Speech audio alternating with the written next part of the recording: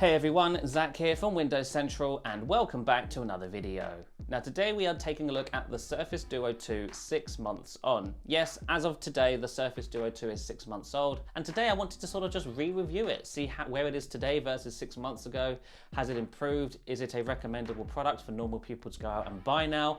All of those questions I'm going to try and answer in today's video. So yeah, let's dive in. So I want to start with the actual hardware, the form factor, the device itself. How has it held up over 6 months? To give you some context, I had it in the bumper or the pen cover for about 2 weeks at most. Since then, I've been using it without a case, and I've actually been very impressed with it. It's held up very well. I have one or two minor marks here or there, but for the most part, this device is still in pristine condition. I've not really babied it. I've just treated it like a normal phone, and this is what has happened. I've not dropped it, luckily, so the fact that there aren't any major scuff marks or anything shouldn't be much of a surprise. But in case you were wondering if this was a fragile device that you had to baby everywhere, you don't really. It's not got a soft foldable screen. It's all, Gorilla Glass. It's totally fine. Now, if we cast our minds back to the first Surface Duo, that device began inhibiting a few hardware issues a few months into use. I got mine on day one in September 2020, and by Christmas time, I had a discoloration of the edges and a cracked USB-C port. And I was worried that the same would happen with the Surface Duo 2. However, I'm glad to report that that has not happened. They appear to have fixed those issues. The edges on Surface Duo 2 here have not begun yellowing at all for me, and the USB-C port has held up perfectly well. It's not cracking. It doesn't even look like it's going to crack. So yes, I'm glad to report that between the Duo 1 and Duo 2, they did fix those issues with the hardware, and the Duo 2 has held up remarkably better as a result. In fact, I'd go so far to say that the Duo 2 is a much more substantial, more better built, more robust, I guess, product than Duo 1 was. Duo 1 felt very fragile. Duo 2 feels like a tank. And that's a good thing because I've been treating this device like a normal phone. I didn't have a case in it. I've not been babying it. I've just been, throwing it into my pocket, throwing it onto the bed when I'm done for the day or whatever it is. And the device has held up really well. I've not dropped it on any hard floor or anything, so the fact that there's no cracks or major scuff marks shouldn't be a surprise. But yeah, this has held up normal living perfectly fine. There's no issues with it. And yeah, I'm glad that this device is a much more substantial product because I feel like I can use it without worrying about breaking it, which is really nice. Of course, don't drop it because that will damage the device, but I've been lucky and not dropped it yet, so that's pretty good. So another area that I wanted to point out 6 months on with the Surface Duo 2 is with the hinges. The hinges have been a point of interest for me. The first Surface Duo, the hinge felt like it loosened over time, whereas this one has gone the other way, which I don't know if that's a better thing. How I can best describe it is when I first got this device, the hinge was tight, but it wasn't grindy. 6 months on, I think it's actually gotten a bit tighter, but it's also more, it's grindy now. It grinds. If you listen here, that noise you just heard never happened on this device when I first got it. That has built up over time and it's now grinding. I don't think it's a problem with the device. It certainly takes away from the sort of premium feel of the hinge when you first get it out of the box, but it doesn't stop the device from functioning in any way. All of the postures work as expected. It's not getting confused. It still knows where the hinges are and stuff. There's no real problems with the grindiness of the hinges. It's just something that I've noticed. And I think that happens because dirt just gets into the hinges over time. You may notice if you have one, if you just take a look at your hinges, you'll notice that there's probably some pocket lint or some dust or some dirt just sitting on top there, and I'm assuming most of that sort of works its way into the actual gears inside the device, unfortunately. But again, it doesn't actually break the device. There's no usability issues here. It just feels less smooth when you're using it 6 months on, which is a shame, but again, it's not groundbreaking. It's not causing any problems with the device. It still functions exactly the same. So this is a dual screen device, and I think that's a big talking point for a lot of people who haven't actually owned one of these yet, because obviously on the market we have the dual screen device. There's no more, there's only one, it's the Surface Duo. And then we have the foldable devices. That's your Galaxy Folds, that's your Vivo X Folds, that's your Oppo Find Ns. Foldable devices with a single soft screen acting as the foldable display. And a lot of people like to compare these two form factors and sort of try to decide which one is better. I think that's a stupid thing to do because these are very different foldable devices. A single screen foldable is for somebody who wants a tablet in their pocket. The Surface Duo 2 is for people who want a phone with a second screen in their pocket. And that sounds silly when you say it out loud, but think about what I'm saying here. The Galaxy Fold is a great Android tablet. You open it up to the large 8 or 9 inch screen, whatever it is, you open up an app, and it's a mobile app spanned across a big screen, because Android really isn't great on tablets, at least not yet. Maybe that will improve in the future. Yes, you can have multiple apps running side by side, but because of the form factor and the aspect ratio of the Galaxy Fold, for example, that experience isn't great. All of the apps feel cramped, and it's a very manual process initiating that multitasking view to begin with. In the software, you have to sort of swipe over to get access to the sidebar, tap and hold the app you want, drag it into the side of the screen you want, let go, and then it spans across. And you can do it, and it's there, but it's a manual process that you really have to think about.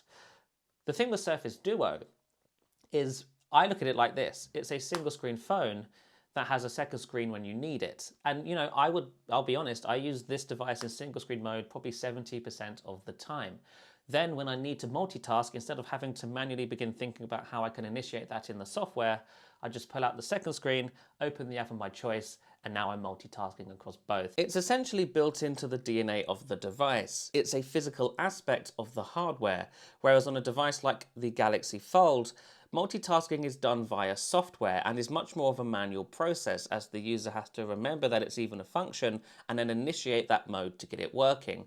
On Surface Duo, it's all automatic. If you have that dual screen open, the OS is going to use it when it deems necessary, and those are two fundamental differences between these devices. So that's where I think the big difference between foldables and dual screen devices come in. It's a phone that offers you a second phone screen when you need it, which also has the advantage of having apps that don't look weird across a large screen. These are 5.8 inches of screen size. So if I open up an app of any kind, it's going to look like a normal app running on a normal phone. It's not going to be blown up or stupidly sized or whatever it is that happens with some apps on Android. And of course, you can use both screens in one app if you want. However, most apps don't really utilize that very well, at least not yet. Maybe with 12L around the corner, that will change. But as of right now, only Microsoft's apps and a few third-party apps really utilize the spanning capability.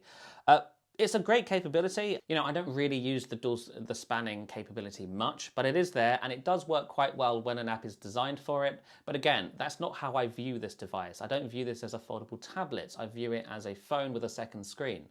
So this capability, while nice, only really works in Microsoft's own apps and a few third-party ones. And for the most part, I'm using the two screens for different activities, or I'm using it in single screen mode because I think that just works easier for me. You know, a great example that I've had using this to the point where it's no longer even an example because it happens automatically. It's invisible to me at this point, is when I'm in a messaging app, for example, and somebody sends me a link, I'll tap on that link and it will open, you know, Edge or a web browser of my choice on the other screen. I'm then looking at it as the group convo keeps going, and then I go back to using the app of my choice. And that works very well. That wasn't working at first. that was actually broken in the software. It's finally been fixed. But with that working, that's a small thing that you really don't notice until it's gone. You know, if I'm using this in single screen mode and I do that same process, the web browser takes over the messaging app, and I will always notice that that's happened and go, oh, that was annoying. Then I initiate the second screen, and then the Duo sorts itself out and gives me what I want to see. But that's really interesting. The fact that this has become sort of integral to the point where if I don't have that second screen to sort of move things over to, if I'm doing something already, it becomes claustrophobic. It feels cramped. The UX feels cramped, the device feels cramped. And that happens on the Galaxy Fold as well, because the Galaxy Fold by default is not configured to open apps side by side. You click on a link in an app, even when using the tablet screen, it's just going to open that second app on top of the app that you're already using. It doesn't smartly utilize that extra real estate, unlike the Duo, which with the second screen totally does. You just moves things over to the other side, and your main app is still there, and the second thing that just opened is there for you to quickly look at and see if it's worth your time investing any further time into. And that's really great. Now again, this is not going to be for everybody. I totally understand that. Some people just cannot get over the center divide down the middle. Perfectly acceptable. But I think it's really important to stress that this isn't designed to be used as a single screen. It's just not. It's designed to be two separate screens, and so you should treat it that way. In the rare circumstance where spanning actually works and is great, that's a benefit, that's a bonus. That's not the main reason for the device. And it's really important to keep that in mind. And if you do keep that in mind, and if you accept that for what it is, this device becomes much more fun. I think a lot of people see this device, try to watch a video across both screens, and get upset at the divide. Don't watch videos across both screens. Just don't do it. Unless you really can sort of see past the divide. I personally can't. I prefer watching videos like this, where the sort of tent mode acts as a kickstand. But some people see that and go, well, you've got 8 inches of screen real estate in total. I want to use all of it to watch the video. And for those people, a Galaxy Fold is probably going to be the better choice. But if you can see past that, and if you can sort of sell yourself on the idea that, yes, this is a phone with a second phone screen, it's a much more useful product. And I think you're going to be happier with it if you can sort of understand that and use it as that. So moving on to the quality of the software, how have things improved over the 6 months since this device launched? If we cast our minds back to the review period of Surface Duo 2 back in October 2021, most of the reviews were rather negative. And that came as a surprise to me, I think to lots of Duo fans at the time, because the Surface Duo 1's review period was a lot more hopeful, a little bit more positive, even though the Duo 1 launched in a much worse state. It was a way more buggy OS at the time. The Duo 2 launched in a much better place versus Duo 1, but it still wasn't up to the point in which it was acceptable for mainstream media or normal people, essentially, to recommend one to buy. And that's totally Microsoft's fault. They should have held on to it for a few more months. So yeah, it took a little while for them to fix the software and bring it up to a point where I would call it acceptable. And today, I think the software is acceptable. There are no major show-stopping bugs you're going to walk into or hit on a daily basis. You know, the Duo 1 in the first sort of year or its entire time on Android 10, I'd have to restart that device at least once a day to escape a bug that was causing issues. The Duo 2, I rarely have to restart it. And that says a lot about the stability of the OS and how few sort of show-stopping bugs there are at this point. Now, it's not perfect, but which device is? You know, the Google Pixel has had a bumpy ride since launch. It had a few bugs here and there, which made headlines. The Duo 2, I think, has had a similar ride. It wasn't as bad as the Duo 1, but it certainly wasn't up to par for a $1,400 device. At this point, I think it is. The biggest issue I really had with the Duo 2 at launch was with the touch response. It just felt slow, and you would notice it most when typing. I'm glad to say that that's been fixed, and it's been fixed for a little while now, and typing on this device to me feels like typing on any other smartphone, whether that be the Galaxy Fold or an iPhone, whatever it may be. It feels perfectly fine. I have no more complaints with the typing. That may be a personal thing. Some people may still notice differences here and there, but for me, I don't spell things wrong, not really, and if I do, SwiftKey corrects me very well. And yeah, the touch response issues have mostly been solved. The other big area of contention was with the camera app, which unfortunately is in a less good place than I'd like it to be. It's certainly been improved, but especially around low lights, the performance of the camera app itself is just not great. Things like zooming in and out, it's very laggy. It doesn't feel responsive. Tapping on the sort of shutter button in a low light scenario will never take a photo as quickly as you want it to. Those photos often come out grainy or blurry and with lots of noise. And that's just because Microsoft needs to improve the camera app's performance as well as its computational photography for low light scenarios. In well lit scenarios, the camera app performance and the photos it takes are perfectly acceptable for me. I've not had any complaints with this device. I would compare it to a OnePlus or a last gen Samsung phone in the photography department. I think it works really well. That said, of course, the color accuracy and all of that stuff, it depends on the person. I will say that the Duo 2 sort of mutes colors a little bit, and some people may prefer that. Some people do prefer a more muted color tone. I, on the other hand, prefer a more vibrant one, which Samsung used to be very good at, and this device just sort of mutes colors in a lot of areas, and some people may like that. I'm personally not a fan. It's not the end of the world, and you can, of course, edit the photo after the fact using the built-in editing tools to sort of bring those colors back a bit. But by default, it is taking photos and slightly muting those colors, in my opinion, and it's fine. The quality of the photo is fine, but if you are somebody who sort of cares deeply about the color accuracy or the color inaccuracy in some cases, if you want something to be more punchy, more vibrant, this device isn't doing that by default. But overall, I think the camera taking experience is perfectly acceptable for photos in well-lit scenarios. Low light, it starts to fall apart, but video is its real weak point in lights, in well-lit and dark environments. Video on this device, it can do 4K 60, it's just not a great video camera. The videos, even at 4K, do seem a bit noisy, and stabilization doesn't feel great. They come, and oftentimes I've even noticed dropped frames at 4K 60.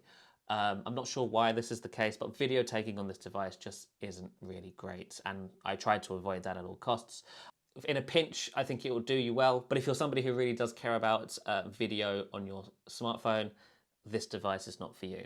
So the TLDR there is the camera is okay for normal and well-lit scenarios. Low light, it starts to fall apart a bit, and then video is, I think it's a preference thing. It's a mixed bag. For me, I think it's quite noisy and shaky, and it doesn't look great. But some people may not mind that. For me, I never really take video on my smartphones anyway. I'm always I take photos for the most part, and this device has served me very well in lots of scenarios. Like I said, low light is a little bit of a struggle. If you're out with friends, I would just recommend asking your friends to take the group selfies with their iPhones or Samsungs, because this device is going to be a little bit embarrassing as you try to take the photo and people are moving around and it becomes blurry. That still needs to be improved, but every other scenario, I think it's perfectly acceptable. One area that I am a bit disappointed hasn't improved is with the glance bar as well. When it launched in a very basic state, and that unfortunately hasn't changed. It still only supports notifications from the phone app and the SMS app, and I think Microsoft Teams, you cannot configure it to show notifications from any other app on your device. So if you're somebody who uses WhatsApp or Telegram for your messaging for the most part, the glance bar will be useless to you, and that is me. I haven't actually really been able to use the glance bar because I don't SMS anyone, and it's 2022. I'm not really taking phone calls either.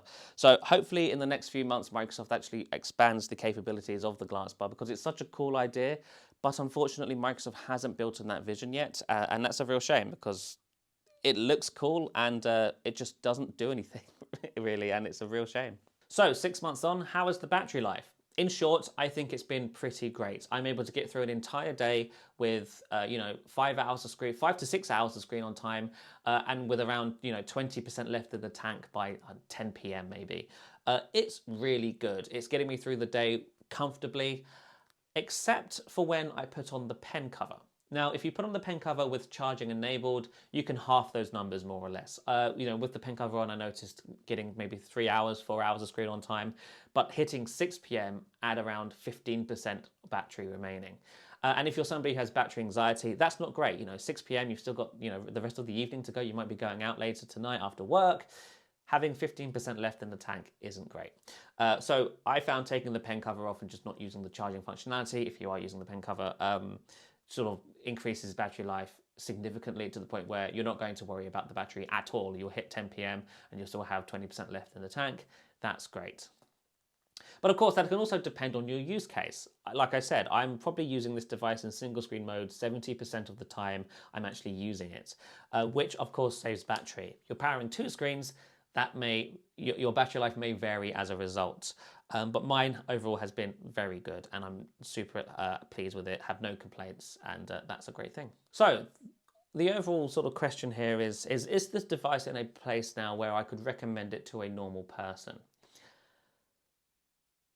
It's a really tough one. 99% of the time, I think yes. I'm using this device, I'm not thinking, oh man, this is rough, this is buggy, this isn't ready. If you can get your head around the dual screen aspect, which I think is the biggest hurdle for most people at this point. A lot of people who I hand this device to doesn't really know how to fit the second screen into their workflow. They get confused. Some people aren't too sure why apps are opening on the screens that they're opening on.